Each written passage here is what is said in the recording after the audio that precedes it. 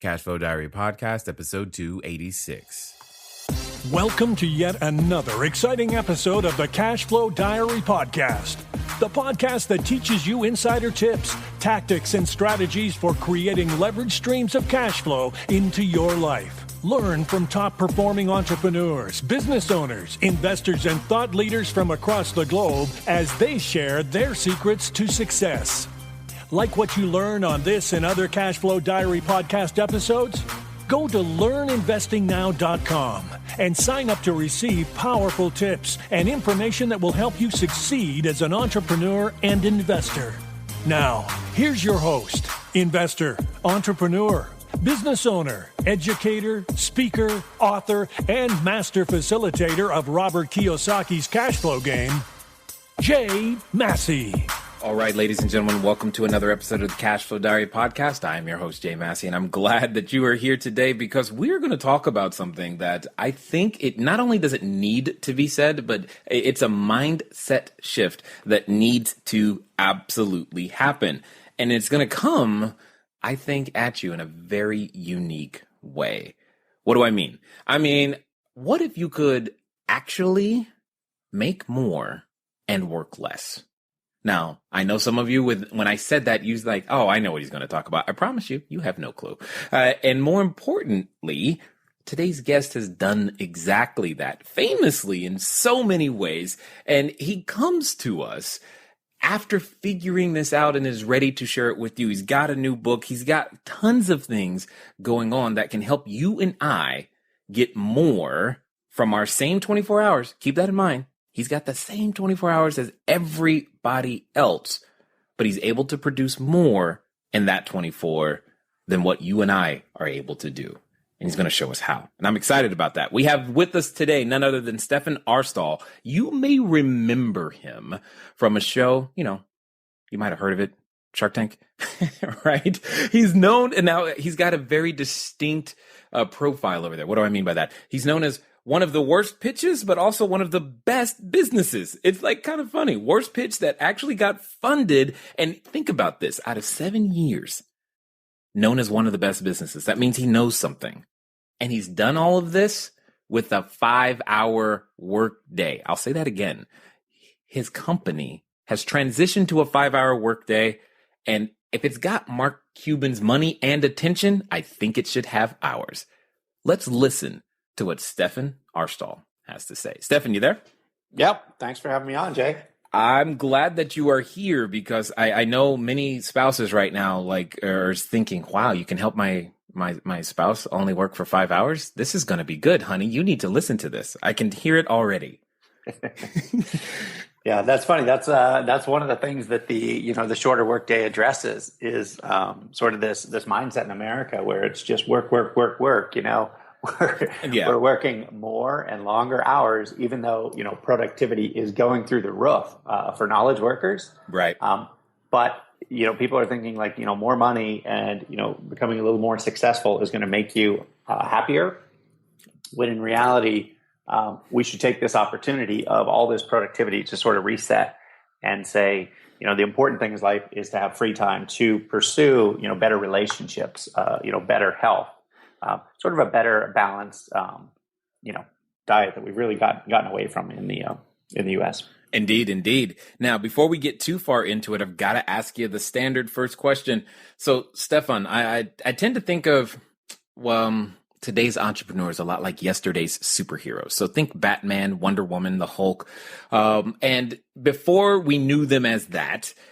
They had an origin story, and entrepreneurs and superheroes have a ton of things in common because we go around, we save people, right? That's at least in our head. That's what we're doing with our product or service. We dress up, we present ourselves, we get dressed up. Sometimes we even wear a cape if it'll sell a product.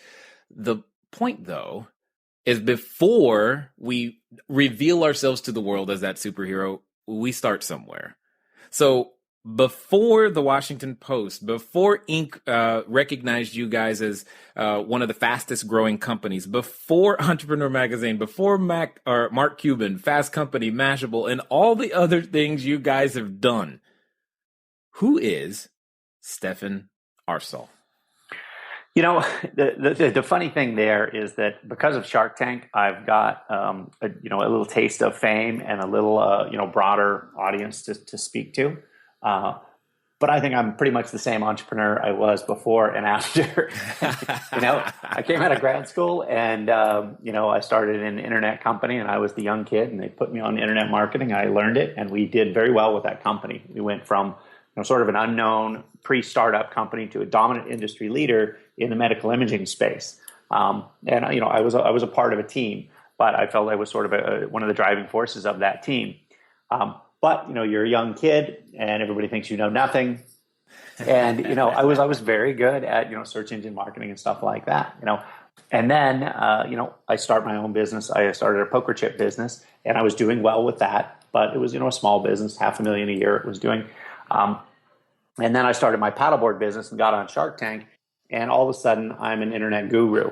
So people are inviting me to conferences to speak about search engine marketing, and I'm giving these talks thinking, I know there's 10 or 15 people in this room that are way better at this than me. Right. And that is the sort of the world we live in. So I don't take my notoriety too seriously any more than I didn't let anybody tell me they were smarter than me back in the day. Indeed. Totally makes sense. Now, you're going to have to bridge a gap for me. Okay. You said medical imaging to poker chips to paddle boards.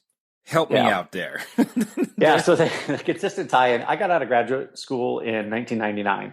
So that was the height of the internet boom. And I was in San Diego here, and they were just handing out internet jobs with your resume, basically.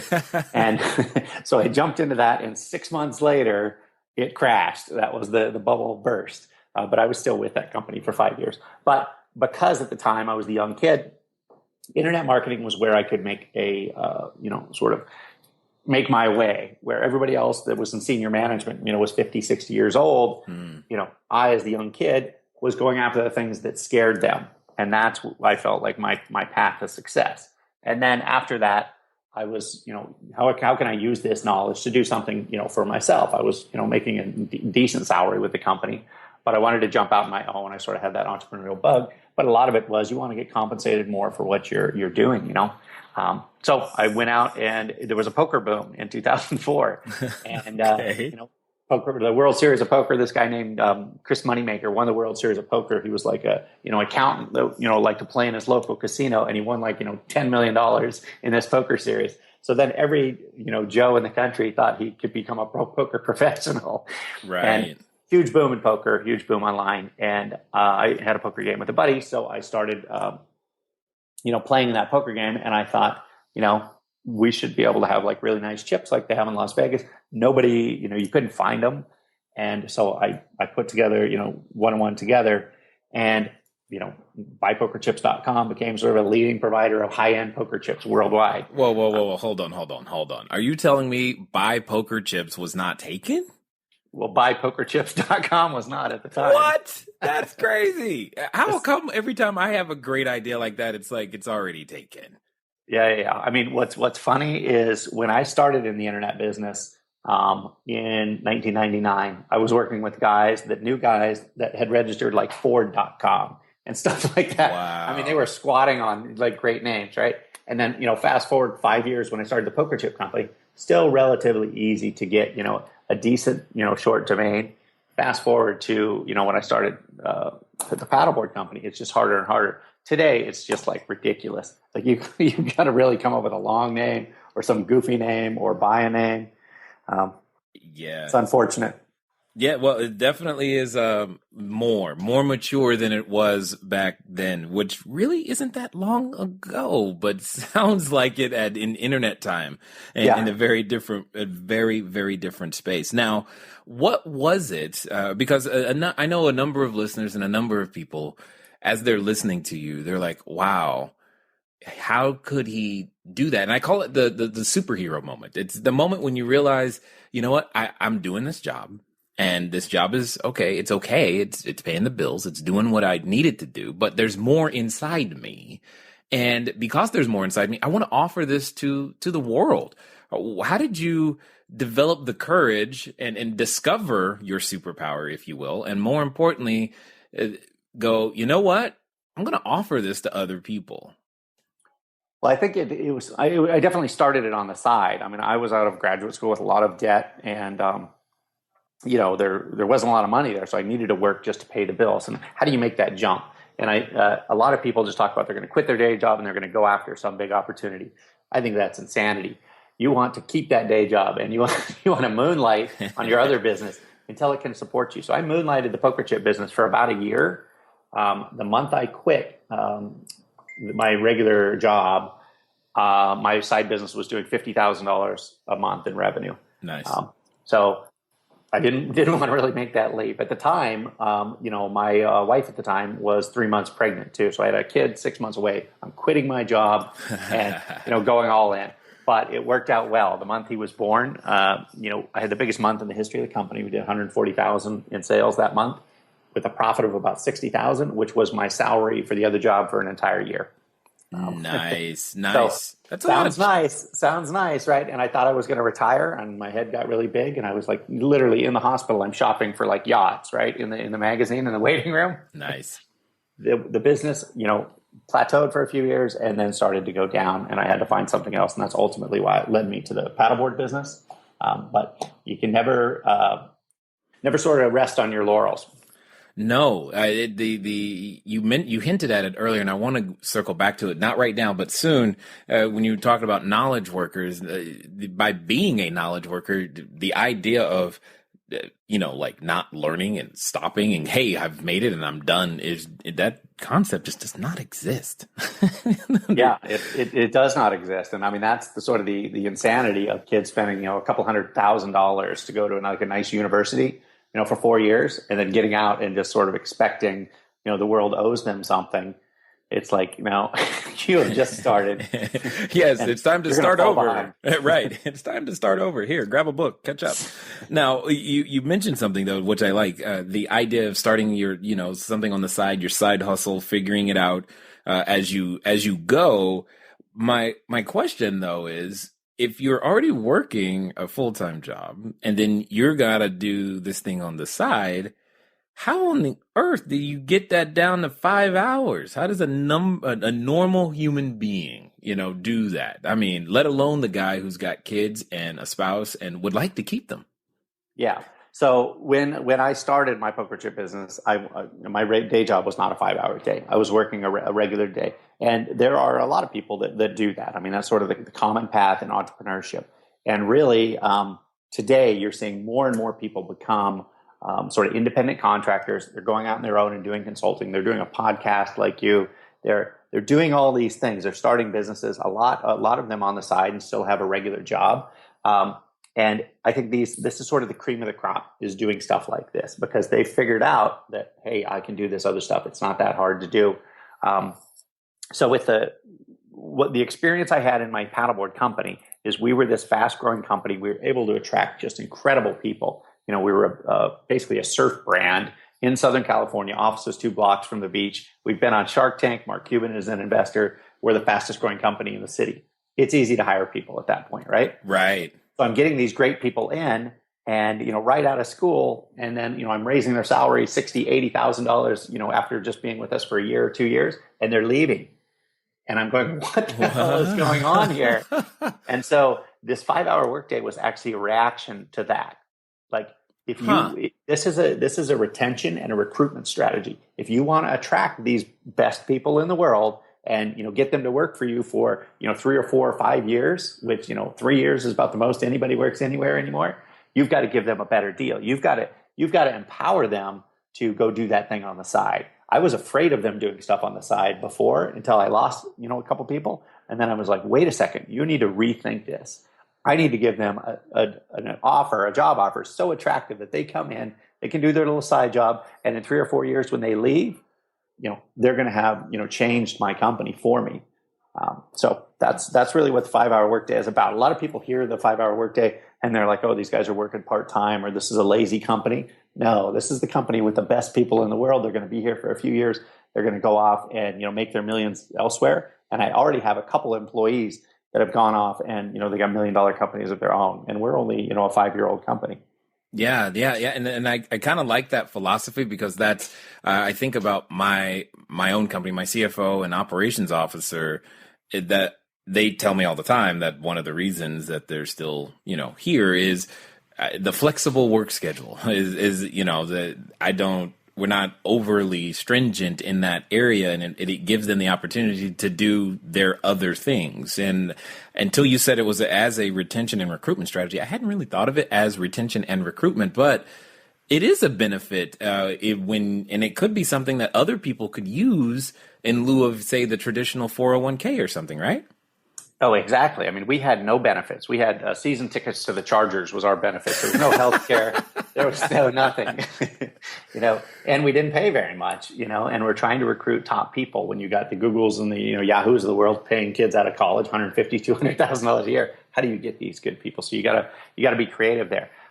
One sort of side note on that recruitment and retention strategy. So this concept of moving to a 5-hour workday because we've become more productive as a society, knowledge workers have, because of productivity tools. 100 years ago, something very similar happened in the Industrial Revolution. You had factory workers that were working, 10 to 16 hours a day, 6 days a week in the factories. And, they were mildly productive or whatever, but then the assembly line came along. And all of a sudden, the pace and the productivity of these workers shot up, and not an incremental increase. It was like 10x, the same thing that's happening today. And Henry Ford in 1914 basically did a similar experiment here. He moved to an 8-hour workday, 5 days a week. And the reason he did this is because people were literally dying on the factory floors of these factories. Wow. 0.5% of the population of the U.S. was being killed or injured on the job in the early 1900s because all of a sudden this was unsustainable, these long hours when people were actually, being pushed along by this, highly productive assembly line. So he said, something's got to change, right? And so he changed the workday. And a lot of people, the other companies said, this is crazy. This is going to ruin the industry or whatever. But what he did is he stole all the good workers from those companies. And he grew his market share from, in the 20s to like 60% market share of the auto industry. It was, pretty incredible. Well, yeah, what you're bringing up is interesting, but it brings up a good question that I've got to ask. So if, and back then, if it was the assembly line that came along that made the workers more productive, and you've mentioned this a couple of times, knowledge workers and increased productivity, what is our assembly line of today? The assembly line is information. In like our business, we have to develop products that involves, communicating with the designers of the products up front, and then, getting samples of the products, and then, going overseas and doing the first production run, or even finding a factory overseas. All of this communication to just get things along. And, the communications are now, email, or even getting away from phone, email, text, Skype, stuff like that. And today's workers, even though we say we work a 40-hour work week, we actually work a 47.5-hour work week. Half of the country works more than 50 hours a week. And they go home on the weekend with their cell phone, and they're doing emails on their cell phone and, on the weekends and evenings. And the reason they're doing those emails is because they know if they can, send an email out at night at 8:00, get a response at 9, send them back at 9:30. They've basically done a day's work by the time, the next day starts. Oh my God, you just totally nailed me right there. Line. You just totally nailed me right there. Because that's exactly what we've got people working in many different time zones. And I'm hypersensitive to the fact that they're going to be awake while I'm asleep. I need to make sure that I send them stuff now. Because by the time I wake up, all of it will be done and we can be productive that much more. And then imagine if you take a 3-day weekend and you don't communicate with anybody. It's like this thing of this assembly line of communication stops. So the highly productive people are sort of always on. And that's what you'll find with entrepreneurs. They kind of work 7 days a week, but they kind of work 2 to 3 hours a day, Right. As opposed to going in and banging out, 4 12-hour days and then doing nothing. That doesn't work in the knowledge working world.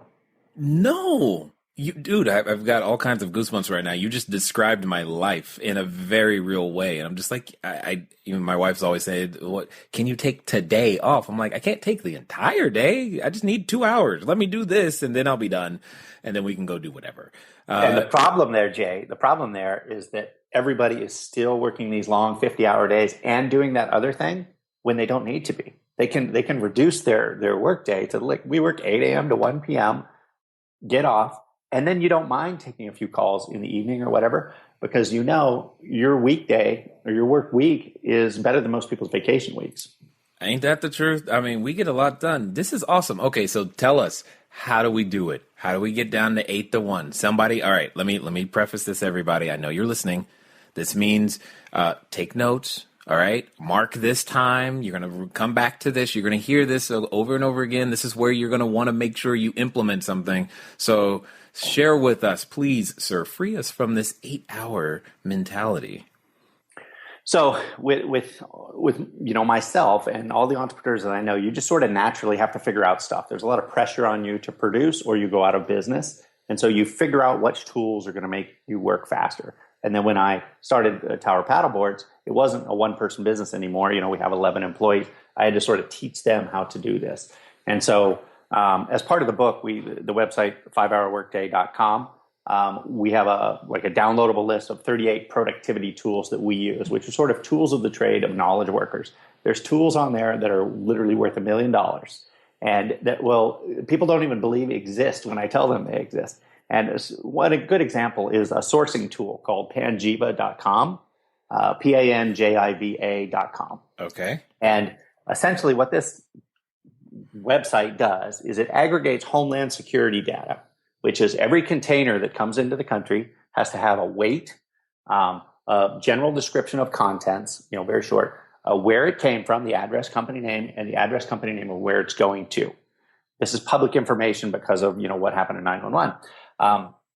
So just that information be out there isn't very helpful. But when they aggregate it all together, I can go onto that site and type in, stand-up paddleboards. And it will show me every container that came into the country of stand-up paddleboards over time, every month, how many containers came, where did they come from, what was the weight of them, so I can tell how many paddleboards were in it, where is it going to. And then, so I find manufacturers, and then I zero in on a manufacturer, in China or, Vietnam somewhere, and put in their name, and it will tell me everybody that they've shipped to. So basically all of the customers that they service and volumes. And is their volume of shipments increasing or decreasing? And this is how you get a quality score on basically a factory, as opposed to, historically going to something like Alibaba, which is, had the biggest IPO in the history of the world because it was so valuable, which was connecting, suppliers with, producers or producers with, companies, brands and stuff like that. But in there, you search paddleboards, you're going to get 2,000 results. And you don't know which one of these are good factories, bad factories, just completely scammers, middlemen, fake companies, whatever. It's just the wild, wild west, right? So what Panjiva does is it gives you that quality score because you're seeing real data. You can zero down in on your competitor. It will tell you where they source everything from and, volumes and stuff like that. I've been sourcing from China for 10 years. The first time I went there was last year. Now, okay. So that is how knowledge workers are faster today. You realize you're messing with people's head right now. I think you enjoy this. This is good though. Come on, I want more. So that tool has been around 10 years, and I've spoke at universities, procurement, that have procurement departments. I've spoken to people that have $100 million companies. They've never even heard of this tool. And it's just, that's insane. What do you do? Oh, we send people to China or do some retarded thing. They spend years and, hundreds of thousands of dollars. Or, you just riskily send a $50,000 check to some company that you don't know whether they're even legit, and for no reason. Wow. Okay. So clearly if that one tool alone is I hope worth listening today, guys. But more importantly, you're telling me there's 38 more just like that. That's impressive because you just cut out. Do you even speak any of the Asian languages? So the key to your business, my business, indeed, dare I say, every business on the planet, I think you're learning it today. When you listen and you hear the systems, the tools, the techniques, the short, quote unquote, cuts to the ways of thinking and getting stuff done. Understand brute strength is good, but there are times where finesse makes it happen. And the cool thing is, all of this is a learned skill. You may be listening going, man, I'm not like that. That's okay. You don't have to be like that today. but you might want to get there eventually. And that's one of the reasons you listen. That's one of the reasons you follow. And I appreciate all of that every time you do. Now, if for some reason you'd like to pick up some systems and ideas on how to do this inside the real estate world, feel free to go grab a copy of my book, Cashflow Diary, 10 Steps to Creating Wealth in Any Economy. You get a free PDF copy by going over to cashflowdiary.com/free book. Again, that's cashflowdiary.com/free book. Put in your name and email address and we will happily email it to you. But one special thing to be aware of is if you are the audiobook persuasion, feel free to do the exact same thing, because right behind that will give you a special discount on the audiobook as well. Nonetheless, it's enough of me. Let's get back and get some more systems. No. Okay. I'm just curious. I'm like, hey, why bother learning? He's like, I can do it right here. I've got a tool for that. Literally in an afternoon, you can do sourcing. It's not perfect information, but you can go in there. You can almost get market share data. Wow. And it's a great win. That's amazing. Okay, so using all of these tools from your iPad, basically, is what you're telling me, are the things that increase productivity, because you just beat the person. Standing start, everybody's at the same level. If you're both sourcing from China, one person gets on a plane, but by the time they get there, you've already negotiated a deal and contract and have started actually being able to ship product, is what you're telling me. Well, but the important thing is you have a good factory, because the problem with sourcing is you go through one factory, you go to a next factory, and this factory doesn't work out, and this whole long process. That's why companies are valuable, because they figured out all that stuff, and you don't have to start at ground zero, right? So, but now you can just condense that time down so much that it's really quite remarkable. Awesome. You got to give us at least one more, because that was incredible. Okay. Let's see what other good tools are there.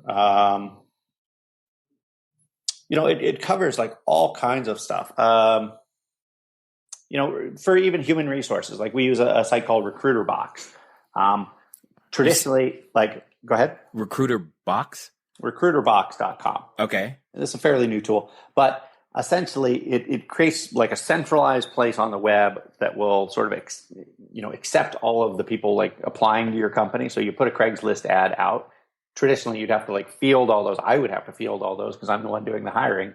And you get 100 resumes in, and you got to put them in folders, and then track who you're going to call back and all this stuff. And if you want to share it with somebody, it's this huge hassle. Every time we hire somebody, I just cringe. I feel like I lose a month of my life historically. Okay, now we fast forward to Recruiter Box. We just put the Recruiter Box email into Craigslist. We can cross post to Monster or whatever, Indeed, and then it sort of, as people apply, it feeds them in here. It grabs all their social data. It sort of scours the web for that, so you can quickly just go in there and get a profile of somebody.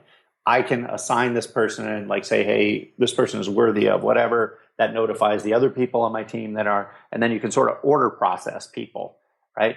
It just makes the process so much easier. I mean, that's not Panjiva level change, but it's an incremental, you've made a process much more faster and much more efficient. Well, it's not Panjiva level for you, but for someone who's thinking their idea was, hey, I want to become an independent or contract recruiter or something of that nature, it probably is. Yeah. So, and there's just a number of those, types of things. Got it. Totally understood. Okay. So you're just doing significantly more in the same amount of time. So you're not sacrificing quality. You're not sacrificing anything. You're just getting more done with less time. Yeah. Hey, I'm going to give you one more just because you talked about the domains. So there's one called, and I've obviously in the internet business, I had to get a lot of domains. So and maybe you've used this one, but it's called Domain Name Generator by Spotify. So, or not, is it Spotify? No, Shopify. Domain Name Generator by Shopify. Shopify is like an e-commerce company, and this isn't even their main business. This is some random tool they have on their site, but it's hugely valuable. So you can go in there and put in a word our company brand is Tower. So I put in Tower, and then it's going to go find all of the domain names that have the word Tower in it, and something else, and just do word combos of that, but also find out if they're available. So it'll give you back, 3,000 of these domains, and then you can just quickly scan through those. And you don't have to go think of a domain in your head, go see if anybody has a website, go to who is and try to find who owns this. Right. And that whole process, okay, now you can just do that with a couple clicks, boom, and you've got, a couple thousand to look through real quick. Well, I think we're beginning to understand why you can have a bad pitch and still get Mark Cuban's money, because you, sir, are smart. I like it. I like what's going down here. So talk to me about that, though, that process, because you're on Shark Tank. Obviously, it's not something you do every day, but at the same time, you're trying to put your best foot forward, and you don't. Now, many people would crumble or quit or who knows what, and that's probably what they're afraid of, is I got to speak in public. But yet, you made it through anyway. What was that like? So, yeah, when Shark Tank actually called me out of the blue, I'd never even heard of the show. And they asked if I would like to be on this show called Shark Tank. And I'm like, oh, because at the time we were a tiny business. I just hired my first employee 3 weeks earlier. We had 35,000 in sales, but things were starting to take off. And they're like, "Do you want to be on the show Shark Tank?" And I'm like, "Oh God, what is this show going to be?" And then the guy's like, "It's on Friday nights on ABC." And I'm like, "What? Are you kidding me?" So how did you get my number? Yeah, right. Totally. Yes. And then, so I hadn't prepared, right? 6 weeks later, I'm pitching to the Sharks, and I really didn't even know all of their names. And then 2 days before I pitch, I learned that Mark Cuban is going to be on because he was a guest shark at the time. So I'm thinking, I know that guy. He's my target. So, but I'm okay with public speaking. I don't really have a problem there, but I have a horrible memory, and they want you to do this little memorized 2 to 3 minute pitch when you go out there. And so I, practice that in my hotel room maybe 1,000 times the night before, and then go in to pitch it. I get in maybe a minute into my talk, hit my slideshow. It goes through all my slides, skips through them, and I'm trying to back it up, and I just lose my train of thought, freeze. And this is a live show. It's kind of like a live sporting event, and then what you see online is just the highlights. But if you screw up, they don't be like, "Oh, let's take that over again." You just start sweating or crying. People run out of there screaming. Nice. And so I froze, and it literally took me 3 or 4 minutes to just start talking again. I was doing this robotic thing, trying to memorize my pitch. They're like tearing into me, making fun of me. Barbara called me a leprechaun and a nerd at one point. Nice. And then 3 of them were out really quick. And nobody seemed to like the paddleboards. They just didn't really get the paddleboard industry. And so I literally pivoted in there, said, "Look, quit making an ass of yourself here. You got to pull this together." And so I started pivoting about just internet marketing, how I could do this for, the paddleboards, the poker chips. I helped my brother a little bit. He grew a company from, a $250,000 company that's called Wesper.com. It's a tree trimming equipment company, basically, arborist supplies. A 20-year-old company that was doing $250,000 in revenue. And over a period of 6 or 7 years, he turned that into an $8 to $10 million company. Nice. By injecting internet marketing, very similar stuff to what I'm doing, with the poker chip company and my paddleboard company. And so I told them, like, look, I can do this for any business. And we can go out there and we can buy a $10 million business, inject what I know, turn it into a $30 million business, and do this sort of house flipping thing, right, with businesses. Right. And so then that perked up, Mr. Wonderful's ears and Cuban's ears. And so I got a bid from both those guys, but obviously I went with Cuban's bid. But it was a rough go in the tank, but what really matters is once you get out of there, what can you do with it? Exactly. So I've got 2 questions that you probably have gotten before, especially once you mentioned the fact that you had a bid between those 2. But I'm curious to know, because we all do things for our reasons, and there are people we like working with and some we don't, and some we just, as in your case, I didn't even know their names. Well, why Mark over Mr. Wonderful? And what was that? There was a decision point. You're like, yes, absolutely, Mark. Yeah. And Mr. Wonderful's offer was actually better. So he gave me, 20 or 150,000 for 25%, where Cuban's was 150,000 for 30%. But Cuban also offered first right of refusal to invest in any business I do in the future. It was a first in the history of Shark Tank, where he was just saying, I'm gonna sort of back in anything you want to do, or at least you can pitch it to me. But I looked at Cuban's, and I wasn't really, out there desperately looking to raise money. I wasn't approaching Shark Tank because we needed money. Money is always helpful, of course. You should always take it if somebody offers it. Agreed. But I saw Cuban as like a celebrity endorsement. I mean, this $150,000 was nice, but when he like sent the money to me, they were going to wire it to me. I said, no, I want like a check. I want a physical check with his signature on it. I'm going to take a picture of myself with that check because that picture is worth more than the money, in my opinion. Right? It's a celebrity endorsement, right? Like usually you have to pay celebrities $100,000 a year to endorse your brand. This guy's going to do that for free? Yes. Are you kidding me? Right. And so, Mr. Wonderful, I think now is probably a legitimate, celebrity. At the time, I don't know who this guy was, and I assume most people didn't. Well, so at least it not was in an the US. easy decision. Yeah. At least not in the US. In Canada, it could have been a completely different decision simply because it was Canada more for him. Okay, got it. And so let me ask the obvious or maybe not so obvious question. How did appearing on Shark Tank, like what was that like after? Did it help? Yeah, and this is it sounds like an obvious question because everybody sort of assumes you go on Shark Tank, you're going to get, you become a millionaire. It's just instant. And I'm in a private Facebook group of people that have been on Shark Tank, right? Oh, nice. Have pitched. Some of them got deals, some of them not got deals. And there's a lot of people in there that are really, jaded because they assume there was going to be this just, you're on there, game over, right? But what happens is it's this huge wave of traffic that washes over you, and then it's gone. Unless you can figure out some way else to monetize that. And what we did, because I was always an internet, marketing guy, a search engine optimization guy, which is basically, you create as an e-commerce site. I look at it as a library that sells stuff. So we create a lot of very helpful content for people. They're going to find that content. We gave them that content, and they're going to buy our products, right? And to popularize that content, you go out there and you get links to that content. So it's a link building thing. Great content, great product, build links into it. Very 1, 2, 3 step process. The ability to build links when you've been on Shark Tank is much easier. Press wants to talk about it. So I leveraged that one-time event to go out and get articles from every university I'd ever been to, all of the local newspapers, business journals from my hometown, from where I am now, all the industry journals. And so I got, some articles basically, and that changed the trajectory of our business. It wasn't being on Shark Tank. It was, how do you leverage out being on Shark Tank, to your benefit?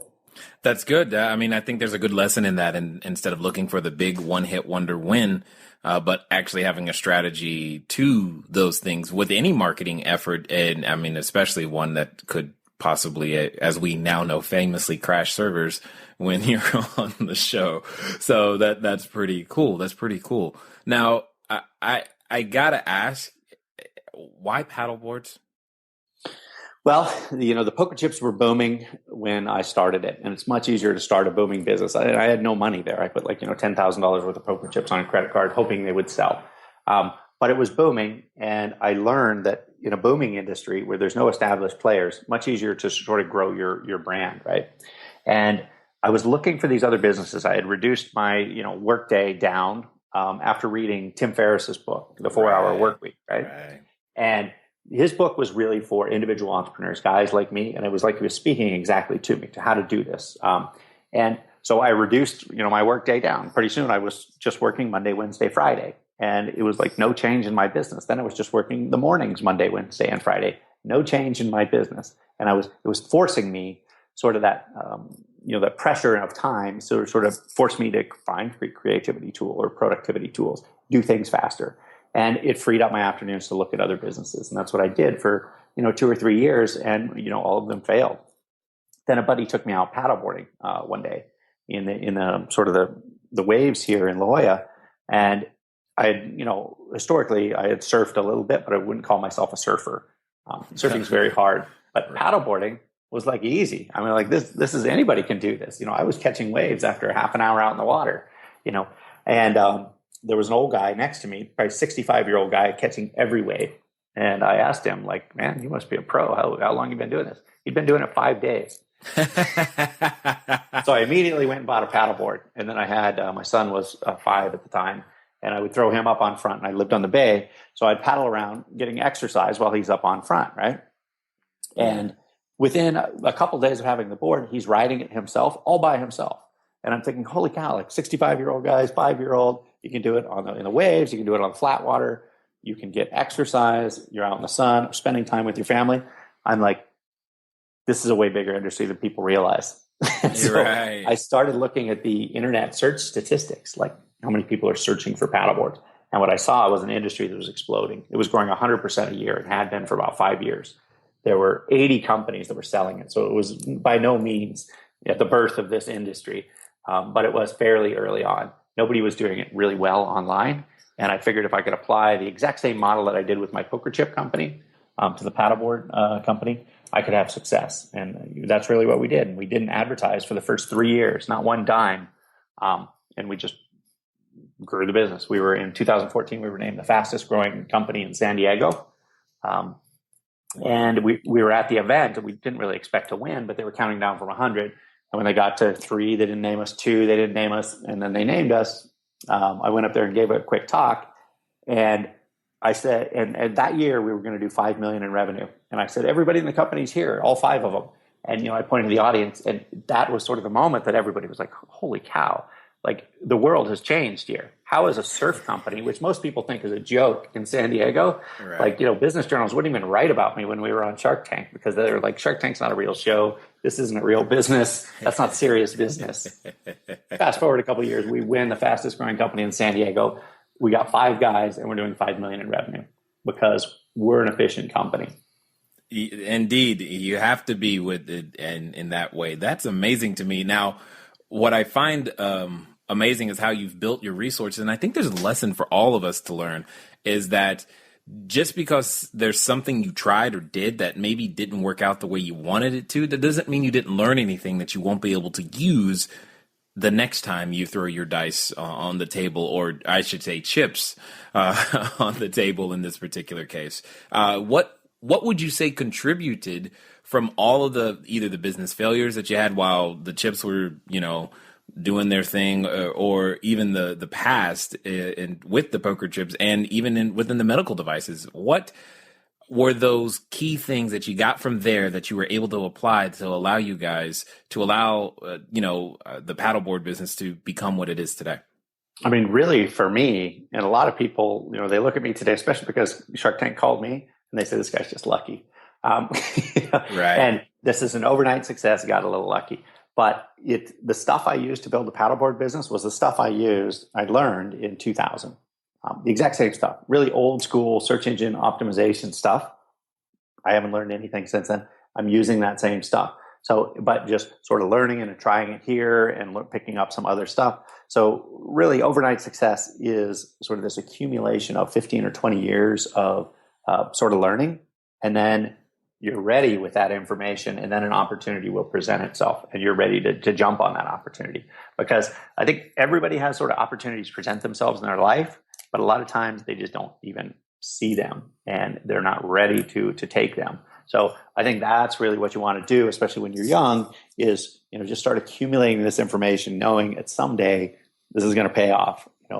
You'll be prepared when opportunity presents itself. I agree. There's a lot to be said to that. So I know that those that have listened this far, they're definitely drinking the Kool-Aid. They want to know more about how they can reduce their work week. I know I'm after 38 tools that can make me more productive. I think I'm a tool junkie to some degree, but my team is we're always implementing something new to get more out of less. What's going to be the best way for anyone to connect with you after they're done listening today? I mean, the best way is probably go to 5hourworkday.com, and my email's on there, Stephan@5hourworkday.com, or you can email me at Stephan@towerpaddleboards.com. I field all my own emails, so I'm not really hidden from the world. Very easy to get a hold of me. I want to make one point there, though, Jay, because that, it's not really about these 38 tools that, they're magically going to make you more productive. They certainly will help, but it's this mindset that what productivity is based on. And today, we sort of think that it's on, if you work 60 hours a week, you're going to get more done than the person who worked 40 hours a week. That is the wrong, that's the wrong assessment in today's world, because what you have to do is you have to have time pressure.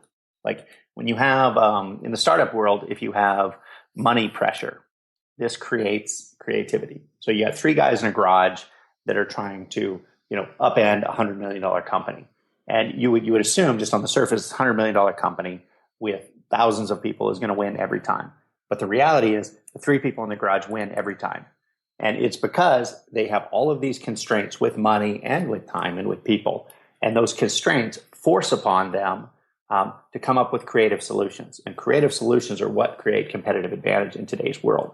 So the idea is you need to put artificial constraints on your life. And that's what the 5-hour workday. Force yourself to walk out of the office every day for the next 2 weeks at 1 o'clock and just try to get the same amount done. And it will make you uncomfortable, but you will start figuring out hacks. And that is the sort of the weird way to look at the world here. It's not about, throwing more time and money or more people and money at stuff. That's what governments do. And that's why they're, insanely inefficient and bloated, and they just become ineffectual. You put constraints on it. This is what the whole capitalistic system is about. But, it's time for the work week with knowledge workers to put some serious constraints on time to force these people to find those 38 productivity tools. And there's probably another 138, that I don't know about, but I'll find because I'm constrained. And the people that are not constrained will never find them. Yeah, there's no need to find them if you have it. I've had one of my mentors a while ago that said when it comes to, specifically he was referring to real estate investors, and he says money makes people stupid. I'm like, what do you mean? It's like because they have money, they don't take the time to find any other way to get transactions done. And, I've not used, we've not even used a bank in our transactions, not because banks don't exist, but because that option wasn't afforded to us at the beginning. And we had to be more creative to figure out how to buy apartment buildings and 182 units and cell phone towers and all this other stuff. So I like a lot about what you just said, because those constraints required, it was like, if I'm going to do this, I got to do it with something other than, money and credit and the normal things that people use to go out there to make this happen. I think there's a lot of lessons that can be had, even if you have those resources to go, well, how can we do it without them? Yeah. And therein lies your competitive advantage, I would guess, oh, yeah. now you don't need the banks. And, those people that are using banks are like struggling. Yeah.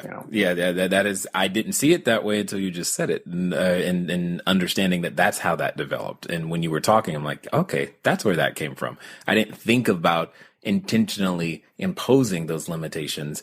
Those limitations were just present. They were my gift at the time. So it wasn't necessarily something I would think to tell someone to intentionally impose. And hopefully for those of you listening, you just learned yet another something. So before we end, I got one more question here that I think is going to be awesome, and that I want to hear your thoughts on. Let's pretend for a second that someone who's been listening this entire time has, they're standing in front of the superhero outfit store, Stephan. They want to get started. They think they have the idea. They think, I think I'm an entrepreneur. I want to be one of those. And for whatever reason, they still have that voice in the back of their head. And I know that voice, and because it comes up at all the wrong times. And every time you're feeling horrible, it comes up. Every time you want to go do something great, it comes up. Every time, sometimes it comes from other people, but the voice is ever present, and you've done battle and you have won. Let's pretend that in the next 48 to 72 hours, that this person is going to do exactly what you said. What would you tell them to do? I mean, I talk to university classes a lot. These kids, they don't really have a direction, so they want to know what to do. And a lot of them think that they don't have, money, so they can't start a business. And they don't have experience, so they can't start a business. But their advantage is they have nothing to lose. And I think that is a huge advantage that people just don't look at. And because you have nothing to lose, you can go after things that other people are scared of. And so look out in the world and see, what are people scared of? What scares the hell out of people? Right now it's social media. People don't know, they don't know anything about it. They don't know how to use it. I mean, even in my company, I would say, I'm sort of an SEO guy. I'm an internet marketing guy. Social media came along after I was in my prime sort of learning mode. And that's the thing that scares me. So go out and literally all of the information you need to know to become a worldwide expert in social media is available online.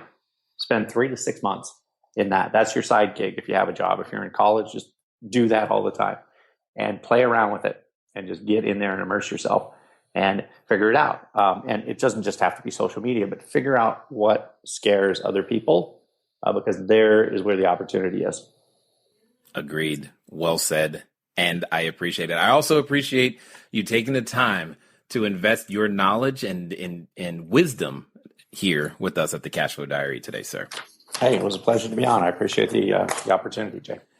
All right, ladies and gentlemen, you know what time it is. It's time for you to move at the speed of instruction. What does that mean? That means 5hourworkday.com. Hello, get over there and make it happen. Most importantly, though, don't just get the tools. You've heard me say this before. I'm going to say this one more time. These are expert tools that you now get the privilege of learning how to use expertly. You can go make it happen. It's just going to take one step at a time. It's been fun talking to you guys today. I look forward to talking to you soon. Until next time.